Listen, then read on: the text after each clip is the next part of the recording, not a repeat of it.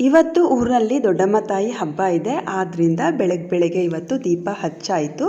ತುಂಬ ದಿನದಿಂದ ತುಳಸಿ ಗಿಡವನ್ನು ಬದಲಾಯಿಸಬೇಕು ಅಂತ ಅಂದ್ಕೊಂಡಿದ್ದೆ. ಇವತ್ತೇ ಹೊಸದಾಗಿ ಗಿಡವನ್ನು ಹಾಕ್ಕೊಂಡೆ. ಇವತ್ತೆಲ್ಲ ಊರಿನವರು ತಂಬಿಟಾರತಿ ಮಾಡಿಕೊಂಡು ದೊಡ್ಡಮ್ಮ ತಾಯಿ ದೇವಸ್ಥಾನಕ್ಕೆ ಹೋಗ್ತಿದ್ದಾರೆ. ನಾವು ಕೂಡ ಮಾಡಬೇಕಿತ್ತು, ಆದರೆ ಈ ವರ್ಷ ಮಾಡ್ತಿಲ್ಲ. ಯಾಕಂತ ಹೇಳಿದ್ರೆ ನಮ್ಮ ಚಿಕ್ಕತ್ತೆ ಸೊಸೆ ತೀರೋಗಿದ್ರಲ್ವ, ನಿಮ್ಗೆ ಹೇಳಿದ್ನಲ್ಲ, ಅದರಿಂದ ಇವತ್ತು ನಾವು ಆರತಿ ತೊಗೊಂಡೋಗಲಿಲ್ಲ. ಆದರೂ ಹೋಗಿ ದೇವರಿಗೆ ನಮಸ್ಕಾರ ಮಾಡ್ಕೊಂಡು ಬರೋಣ ಅಂತ ಅಂದ್ಕೊಂಡು ಹೋಗಿ ನಮಸ್ಕಾರ ಮಾಡ್ಕೊಂಡು ಬಂದ್ವಿ. ನನ್ನ ಫ್ರೆಂಡ್ ಸುಮಿತ್ರಾ ಮತ್ತು ಅವಳ ಮಗಳು ಸಹ ಬರ್ತಿದ್ದಾರೆ ಆರತಿ ತೊಗೊಂಡು. ಇವತ್ತು ತಿಂಡಿಗೆ ನಾನು ದೋಸೆ ಮಾಡಿದ್ದೆ. ನಮಗೆ ಹಾಗಲಕಾಯಿ ಗೊಜ್ಜು ಮಾಡ್ಕೊಂಡಿದ್ದೆ, ಆದರೆ ಶಾರು ತಿನ್ನೋದಿಲ್ವಲ್ಲ, ಅದಕ್ಕೆ ಅವಳಿಗೆ ಕಡಲೆಕಾಳು ಮತ್ತು ಆಲೂಗಡ್ಡೆ ಹಾಕಿ ಗೊಜ್ಜು ಮಾಡಿದ್ದೆ.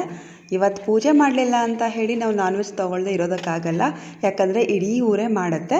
ಅದಕ್ಕೆ ನಾನಿವತ್ತು ಮೊಟ್ಟೆ ಕೋಳಿಯನ್ನು ತರಿಸಿ ಕೋಳಿ ಸಾಂಬಾರು ಮಾಡಿದ್ದೆ. ಸೇಮ್ ಇದು ನಾಟಿ ಕೋಳಿ ಸಾಂಬಾರು ಥರನೇ ಇರುತ್ತೆ.